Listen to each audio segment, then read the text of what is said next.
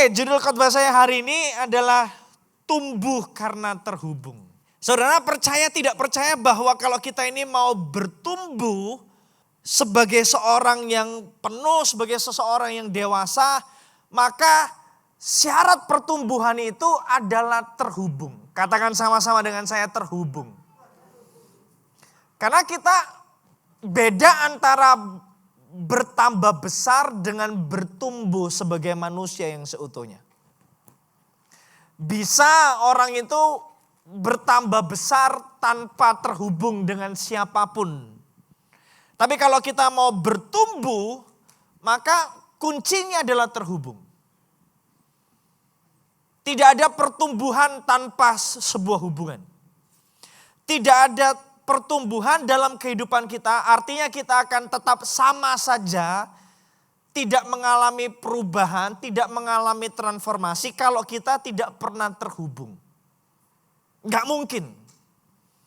Makanya kita ketemu sama orang-orang yang dari dulu sekarang dan sampai selama-lamanya tidak pernah berubah, tidak pernah mengalami perubahan hidup, tidak pernah bertumbuh ke arah yang lebih baik. Kenapa? Karena dia tidak pernah terhubung dengan siapapun. Film-film yang kita tahu, Disney pernah buat film tentang seorang baby yang tidak pernah terhubung dengan siapapun, tinggal di hutan, ya kan? Badannya sih tambah besar, tapi apakah dia bertumbuh sebagai seorang manusia seutuhnya? Enggak. Hidup sih, bernafas sih, tambah besar sih. Tapi kalau dia tidak pernah terhubung dengan siapapun, maka dia bukanlah manusia yang seutuhnya. Saudara nangkap maksud saya? Kenapa? Karena memang kita diciptakan, diset. Tuhan menciptakan kita sebagai makhluk yang sangat dipengaruhi. Bahkan bukan hanya sangat dipengaruhi. Itulah jati diri kita. Sama seperti ikan yang gak pernah bisa hidup di luar air karena dia diciptakan dengan media, dengan habitat air, maka dia bisa hidup. Manusia tanpa hubungan gak akan pernah bisa hidup. Kenapa? Karena manusia habitatnya itu adalah hubungan. Halo? Ada amin? Makanya di Kisah Para Rasul pasalnya yang kedua ayat 42, saya minta maaf kalau saya harus lepas kacamata saya karena saya sekarang gak bisa membaca kalau pakai kacamata. Usia saya bertambah kelihatannya. Kisah Para Rasul pasal 2 ayat 42, kisah tentang bagaimana Roh Kudus melahirkan gereja mula-mula. Bagaimana Tuhan pertama kali Roh Kudus turun atas para murid, lalu para murid berbicara dengan bahasa-bahasa yang baru. Ketika mereka berbicara dengan bahasa-bahasa yang baru, orang-orang dari bangsa-bangsa lain, dari Smyrna, dari Ethiopia, dari Asia, mendengar mereka, para murid itu berbicara dengan bahasa asli mereka di tempat asal mereka. Lalu mereka menyangka bahwa mereka ini, para murid ini adalah orang-orang yang lagi mabuk. Penuh dengan penuh dengan pengaruh minuman keras. Lalu Petrus berkata dengan beraninya, karena Roh Kudus dia berkhotbah dengan radikal, berkhotbah dengan berani, dan 3.000 orang bertobat. Roh Kudus mendirikan gerejanya, Roh Kudus sedang membangun gerejanya. Mulai dari turunnya Roh Kudus sampai khotbahnya Petrus, lalu dilanjutkan dengan Kisah Para Rasul 2 ayat 42. Pekerjaan Roh Kudus bukan hanya sekedar ketika Roh Kudus turun di atas para rasul, pekerjaan Roh Kudus tidak berhenti hanya ketika Petrus berkhotbah dan membuat orang bertobat, tetapi pekerjaan Roh Kudus berlanjut sampai Kisah Para Rasul 2 ayat 42. Roh Kudus yang sama yang membuat mereka penuh dengan Roh Kudus, berbicara dengan bahasa yang baru. Roh Kudus yang sama yang membuat Petrus dengan berani berkhotbah dan mempertobatkan 3.000 orang. Roh Kudus yang sama yang menggerakkan jemaat Sebagaimana dilukiskan di Kisah Para Rasul pasal 2:42. Coba lihat. Kisah Para Rasul pasal 2:42 ngomong gini. Roh Kudus membuat mereka bertekun dalam apa? Pengajaran rasul-rasul dan dalam persekutuan. Dan mereka selalu berkumpul untuk memecahkan roti dan berdoa. Siapa yang melakukan ini? Siapa yang menggerakkan ini? Siapa yang bekerja sehingga mereka bertekun dalam pengajaran rasul-rasul dan dalam persekutuan? Siapa yang menggerakkan? Roh Kudus. Kenapa? Karena Roh Kudus tahu bahwa hanya ketika mereka terhubung dengan Allah dan dengan sesama, itu membuat mereka menjadi sebuah gereja, dan itu yang membuat mereka bertumbuh secara rohani. Halo? Karena pertumbuhan rohani tidak terjadi dalam kesendirian, melainkan ketika kita terhubung dengan Allah dan sesama. Kalau saudara mau bertumbuh, saudara gak bisa bertumbuh sendirian. Saudara tidak bisa tinggal di kamar, rumah, di tempat saudara sendiri dan bertumbuh. Gak bisa. Saudara harus terhubung dengan Allah. Saudara harus terhubung dengan sesama. Ini adalah jantung dari gereja. Kita disebut gereja karena kita terhubung dengan Allah dan terhubung dengan sesama. Halo. Gereja adalah, Roh Kudus adalah Tuhan atas gereja. Dan ketika Dia Tuhan atas gereja, kalau betul Roh Kudus yang hadir diizinkan bekerja, pasti Roh Kudus membuat kita terhubung dengan Allah dan terhubung dengan sesama. Kalau Roh Kudus saudara izinkan hadir dan berkuasa penuh dalam hidup saudara, maka Roh Kudus akan membuat saudara terhubung dengan Allah, terhubung dengan sesama. Terhubung dengan Allah di Kisah Para Rasul pasal 2 ayat 42 dideskripsikan, digambarkan dengan sebuah kalimat ini. Mereka bertekun dalam pengajaran rasul-rasul. Minggu lalu saya khotbah di Ngagel dan saya bahas kata bertekun. Bertekun bicara tentang sebuah komitmen dan ketekunan yang dilakukan terus menerus. Sebuah motivasi yang teguh, kegigihan yang teguh dan tidak mau berubah arah. Gak gampang berubah arah. Saudara nanti bisa dengar di Living Word. Tapi hari ini saya mau jelaskan bagaimana caranya terhubung dengan Allah dan terhubung dengan sesama. Bagaimana caranya sebagai seorang pribadi kita ini terhubung dengan Allah. Kata terhubung dengan Allah, cara terhubung dengan Allah dideskripsikan dengan sebuah kalimat ini, bahwa mereka bertekun dalam pengajaran rasul-rasul. Siapa yang mau terhubung dengan Allah? Gimana caranya terhubung dengan Allah? Kadang-kadang kita berpikir kalau terhubung dengan Allah itu adalah kuncinya cuma berbicara dengan Tuhan. Ngomong, semakin banyak ngomong semakin banyak kita terhubung, semakin dalam hubungan kita. Benar?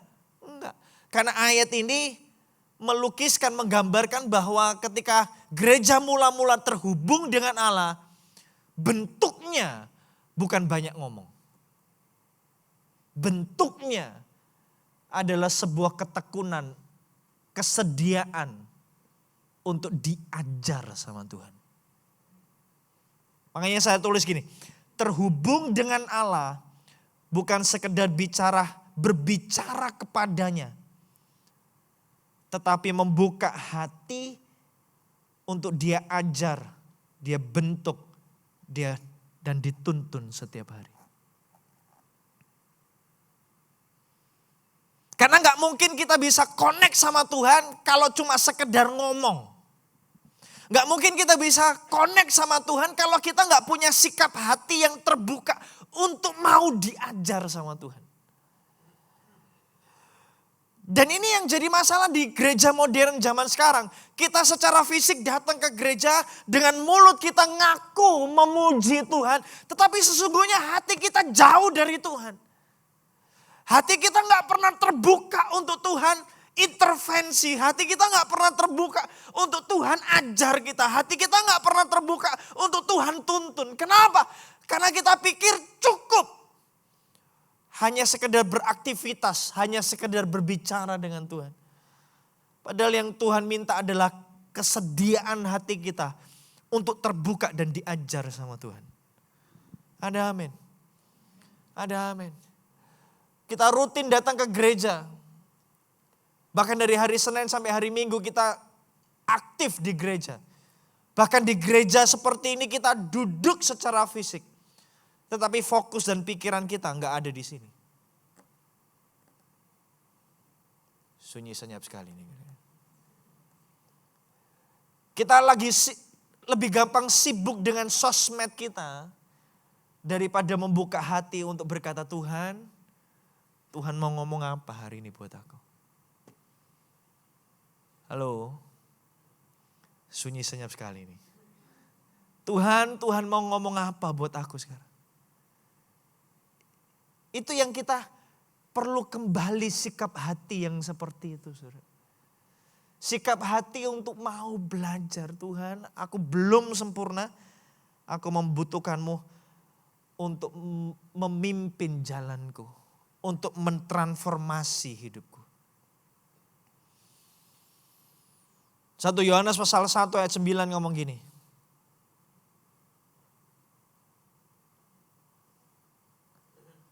Jika kita mengaku dosa kita, maka Ia adalah apa? Setia dan adil. Sehingga Ia akan mengampuni segala dosa kita dan menyucikan kita dari segala kejahatan. Ini bukan kejadian sekali loh, saudara. Waktu saya baca ayat ini ada perdebatan di pikiran saya tentang mengaku dosa, tentang bertobat.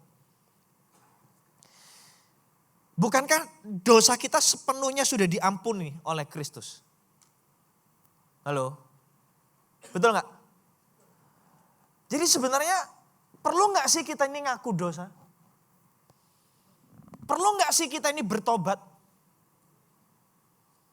Kan Yesus sudah membayar dosa kita 2000 tahun yang lalu lunas. It is finished. Sudah selesai. Tapi Yohanes, murid yang paling dikasihi Tuhan Yesus, memerintahkan kita untuk punya gaya hidup mengaku dosa.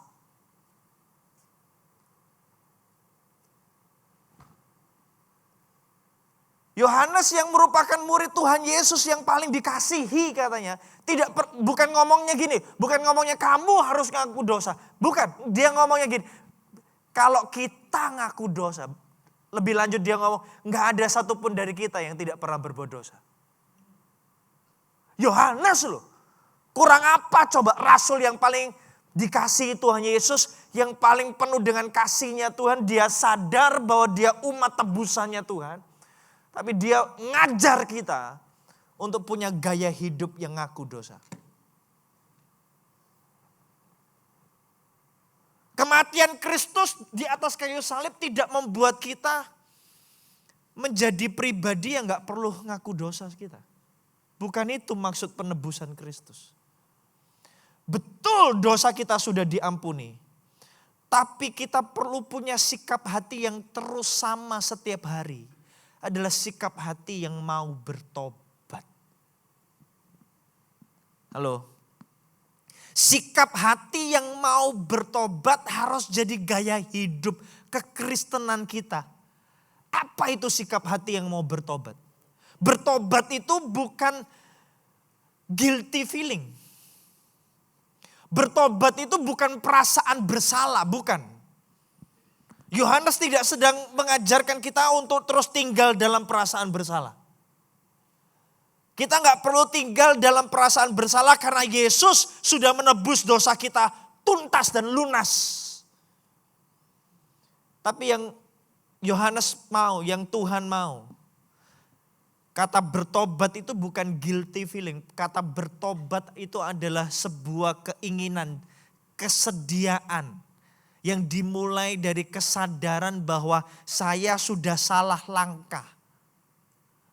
Lalu Tuhan berbicara, Tuhan ngajar, Tuhan intervensi, kita balik arah. Itu namanya bertobat. Halo, balik arah.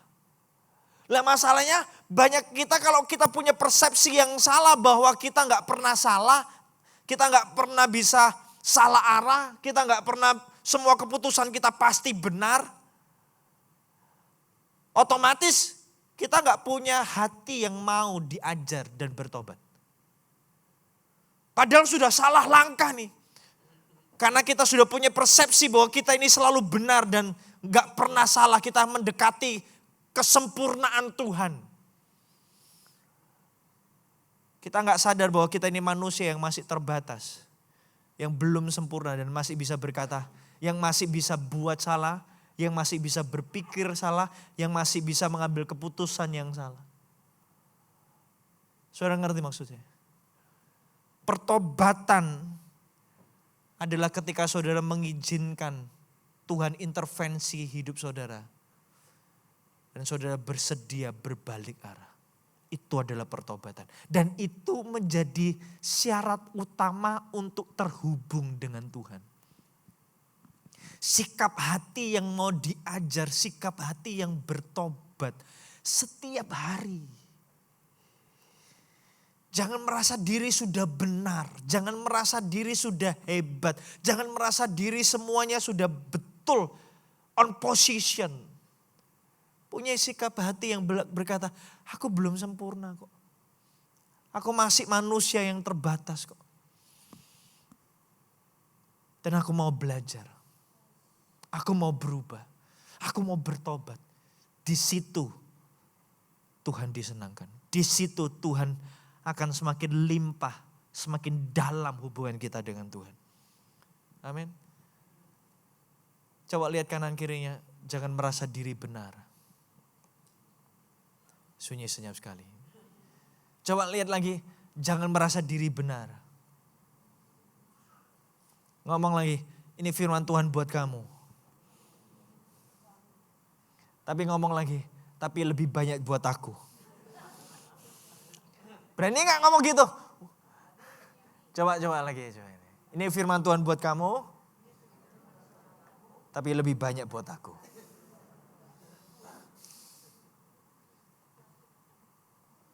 Matius 12 ayat 13 berkata seperti ini. Cerita tentang seorang yang mati salah satu tangannya. Matius 12 ayat 13.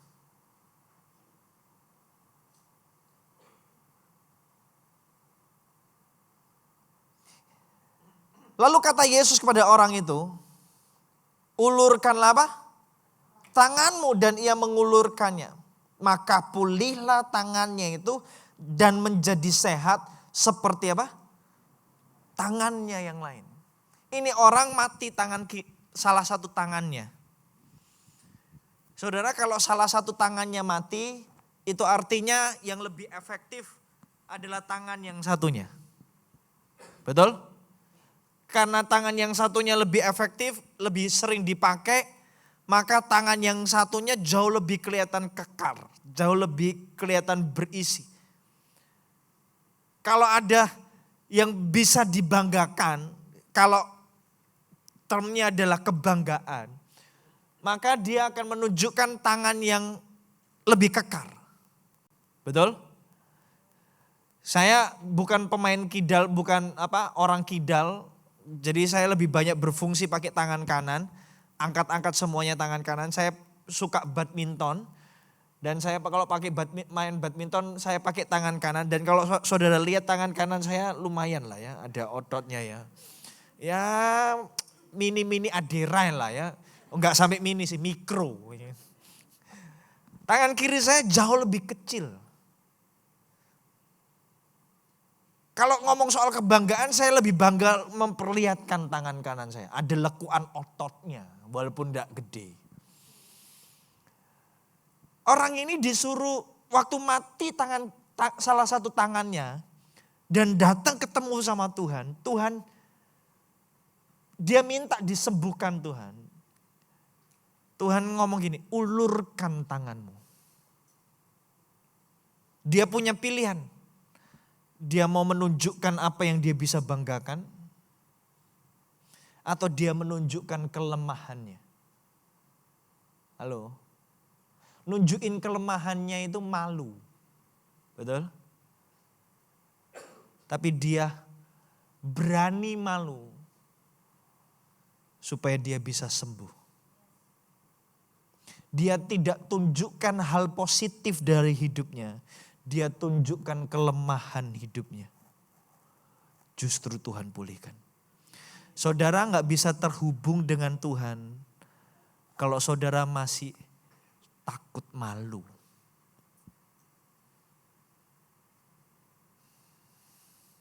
Saya tulis gini.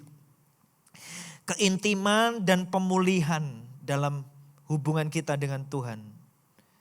Pemulihan hidup kita terjadi ketika kita datang kepadanya dengan transparan dan jujur.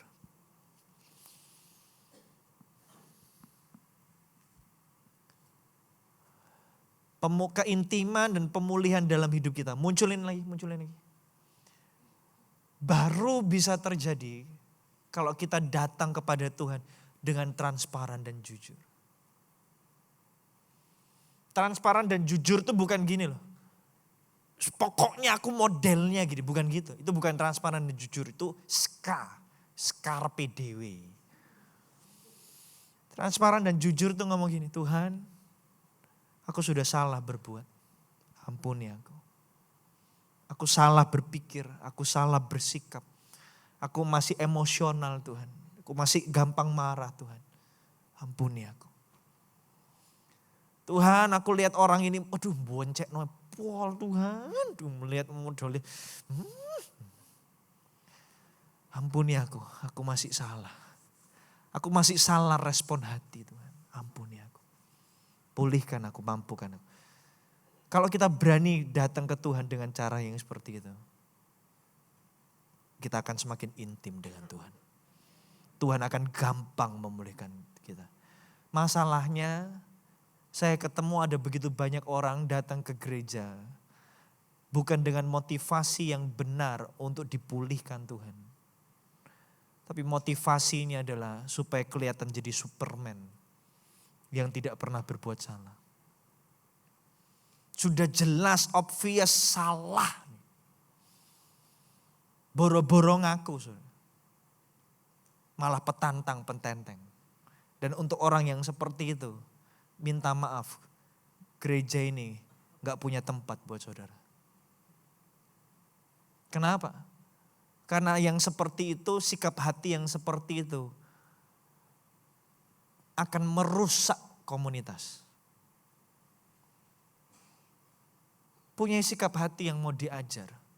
Punya sikap hati yang mau dibentuk, ditegur. Sudah tahu salah, minta maaf. Amin. Ada amin. Sunyi senyap sekali nih. Coba lihat kanan kirinya lagi ngomongin kamu. Tapi lebih banyak saya. Amin. Mau lanjut? Dilanjutkan kisahnya di Kisah Para Rasul pasal 2 ayat 44 sampai 45. Saya sudah hampir selesai, saudara.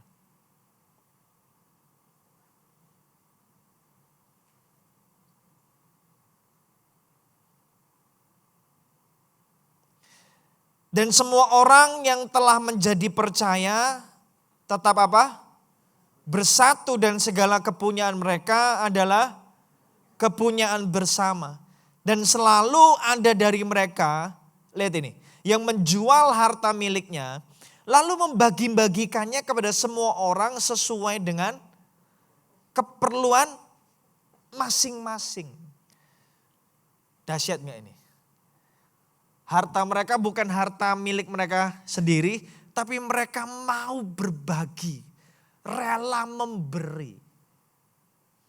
Saudara, kalau saudara memberi sesuatu kepada seseorang, maka sebelum saudara memberi, saudara pasti ada di sebuah fase namanya fase memahami kondisi dan keadaan orang tersebut. Anak saya yang pertama itu murah hati sekali. Setiap kali ada orang yang, sekarang di Surabaya kelihatannya jarang kita temui ada orang yang meminta-minta di pinggir jalan. Tapi beberapa kali setelah makan dan lain sebagainya ketemu itu mesti. Anak saya nggak punya filter apa-apa, pokoknya kelihatan ada orang yang ngasih minta sesuatu, minta gitu. Dia selalu minta uang dari kita untuk dikasih. Saya yang agak bermasalah. Mohon maaf saya pendeta, tapi kurang penuh dengan kasih. Kenapa? Karena dulu saya diajar sama orang tua saya. Kalau ada yang minta-minta itu disuruh seleksi, saudara. Kalau usianya itu usia yang masih muda, hanya saya atau saudara juga pernah diajari gitu. Usia muda nggak boleh ngasih, bahkan sepeser pun nggak boleh. Kenapa? Karena orang itu males, nggak mau niat, nggak mau kerja, nggak mau cari kerja. Kalau sudah tua, sudah ini lansia, boleh kamu kasih. Saya filter selama ini. Anak saya nggak punya filter itu. Kapan saya mengalami perubahan adalah ketika saya sadar kalau saya mau memberi kepada orang tersebut, saya harus bisa memahami keadaan orang tersebut. Oh, ternyata sekalipun dia masih muda, mungkin jangan-jangan dia sudah cari kerja dan sulit. Dia harus ambil keputusan untuk seperti ini. Waktu saya mulai memahami orang tersebut, baru saya akan memberi kepadanya. Memberi untuknya. Saudara nangkep? Kalau saya nggak memahami dia, nggak memahami keadaannya dia, terus pakai pemikiran saya, memang malas kamu. Nggak akan saya kasih. Halo? Gereja mula-mula punya gaya hidup yang memberi. Bukan gaya hidup yang judgmental. Bukan gaya hidup yang saling menghakimi. Tetapi mau saling memahami. Oh, ternyata dia lagi butuh, tak kasih. Dan itu yang menjadi syarat, itu yang menjadi kunci persekutuan di tengah-tengah kita.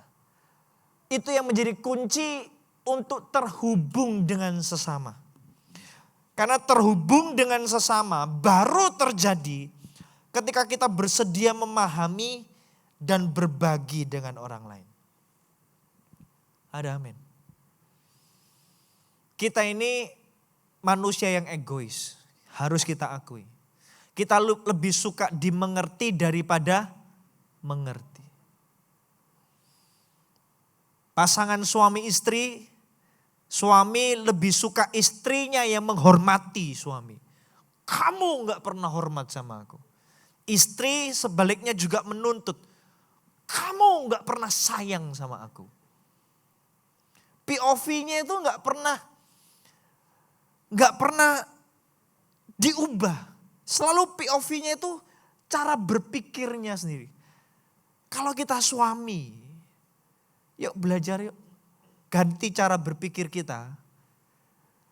Pakai cara berpikirnya istri kita. Kok bisa ya dia mikir kayak gini? Tanya dong. Kamu mikirnya gitu tuh kok bisa? Apa yang kamu rasa? Apa yang kamu pikir? Kamu kok waktu tak kasih uang bulanan limpah-limpah itu kok masih emosional? Kenapa? Gitu kan. Karena pikiran kita pikir pokoknya uang bulanan lebih dari cukup gitu kan. Ternyata buat istri kita ternyata nggak cukup. Dia minta dibelai. Lebih sering dielus-elus gitu kan. Halo? Nggak masuk akal mungkin buat kita. Karena pikiran kita bukan seperti itu. Tapi terhubung itu berani meletakkan pikiran kita. Dan mulai berpikir seperti lawan kita. Seperti pasangan kita berpikir. Bukan lawan loh ya, ini kok gawat loh, lawan. Amin. Istri juga gitu. Kok suamiku ini kalau aku selak omongannya kok jadi marah ya. Sensitif. Itu bukan sensitif saudara. Kebutuhan laki-laki itu didengarkan sampai ujung titik. Itu perintah. Dan semua laki-laki berkata, enggak ada laki-laki tuh di sini. Laki-laki itu kalau enggak dihormati setiap pagi kepada sang sakau gitu kan. Dia baru bisa mengalami keutuhan ketika dia merasa dihormati di rumah. Makanya firman Tuhan berkata gini, hai istri tunduklah kepada suamimu. Sunyi senyap nih. Buat suami kita ternyata penting untuk nurut sama dia. Halo. Buat kita gak masuk akal. Sebagai wanita yang independen, yang bisa menghasilkan uang sendiri. Yang bisa, kok sebelah kanan saya yes terus gini. Yang merasa berhak untuk ngatur kehidupan sendiri. Sulit buat kita untuk tunduk sama perkataan suami yang maybe buat kita gak masuk di perasaan kita. Bukan gak masuk akal, gak masuk di perasaan kita. Kita baru bisa terhubung dengan sesama kita ketika kita itu mau memahami cara berpikirnya. POV-nya. Ada amin. Ada amin. Teman-teman worship maju ke depan. Saya mau tutup dengan ini. Lukas pasal yang kedua ayat 52. Saudara diberkati?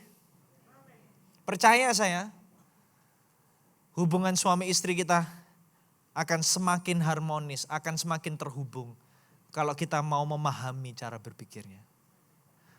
Boleh enggak tukar pikiran? Boleh enggak konflik? Boleh, enggak masalah. Konflik itu berdiskusi enggak masalah. Tapi jangan sampai saudara itu adu pikiran. Tahu artinya berkomunikasi itu tukar pikiran tuh. Artinya kalau saudara punya pikiran A dan dia punya pikiran B. Saudara tukar. Halo? Saudara tukar. Dia pegang yang A, saudara pegang yang B. Baru bisa berdiskusi. Baru bisa ngobrolnya enak. Yang jadi masalah ya, seringkali waktu kita pas lawan bicara kita baru ngomong sekecap. Kita sudah nyerocos. Dengerin dulu, pahami dulu sudut pandangnya dari A sampai Z. Gak usah ngomong, buka pikiran, pahami. Belum paham, aku sih ngerti.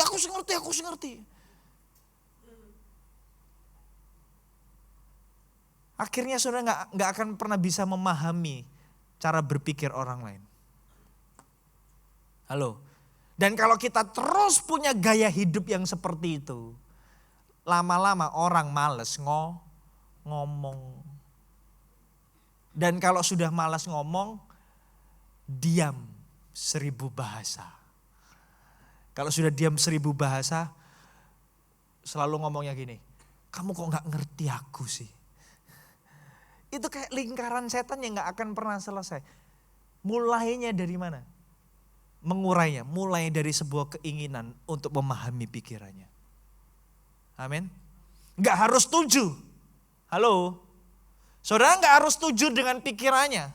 Tapi paling tidak, saudara memahami apa yang dia pikirkan. Pahami apa yang dia pikirkan. Jangan bantah dulu, pahami dulu. Ada amin? Lukas pasal 2 ayat 52 ngomong gini. Dan Yesus makin bertambah besar dan bertambah hikmatnya dan besarnya. Dan saya suka kalimat yang terakhir. Makin dikasihi oleh Allah dan apa? Manusia. Saya berdoa ini akan jadi goal hidup kita. Kita bertumbuh makin dikasihi Allah, makin dikasihi manusia. Ketika kita terhubung dengan Allah, dengan sikap hati yang mau bertobat, gak merasa diri benar. Bersedia balik arah, bersedia diintervensi sama Tuhan. Dan kita bersedia memahami orang lain.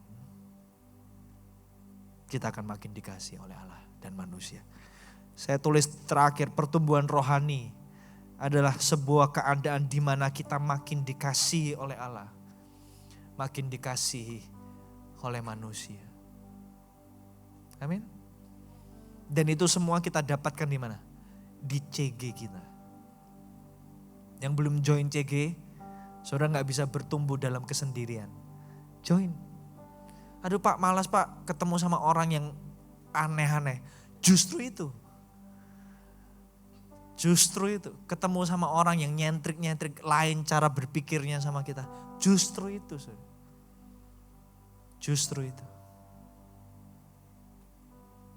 Saya tahu lebih aman kita itu tinggal sendiri karena kita takut dilukai. Betul. Kalau tinggal sendiri itu pasti nggak akan dilukai sama siapapun, ya kan? Mau tinggal sendiri. Tapi saudara nggak punya kesempatan untuk bertumbuh. Karena saya percaya gini, segala sesuatu yang luka yang tidak membunuh saudara, itu justru akan membuat saudara lebih kuat lagi. Tahan banting. Amin. Saya berani jamin dari depan sampai belakang, bahkan yang di depan sini, pernah mengalami luka ketika berkomunitas. Garansi. Kenapa? Karena kita ketemu sama orang, gak ketemu sama tembok. Semakin kita dekat sama orang, semakin punya potensi untuk melukai kita. Tapi percayalah saya bahwa itu kesempatan kita untuk menjadi dewasa. Amin. Istri dilukai sama suami, suami dilukai sama istri. Tapi jangan bercerai karena luka. Luka itu harusnya membuat kita semakin intim, belajar memahami orang lain. Amin. Amin. Sunyi senyap sekali. Saya berdoa kita bertumbuh secara rohani, semakin dikasihi oleh Allah, semakin dikasihi oleh manusia. Seperti Kristus Tuhan kita.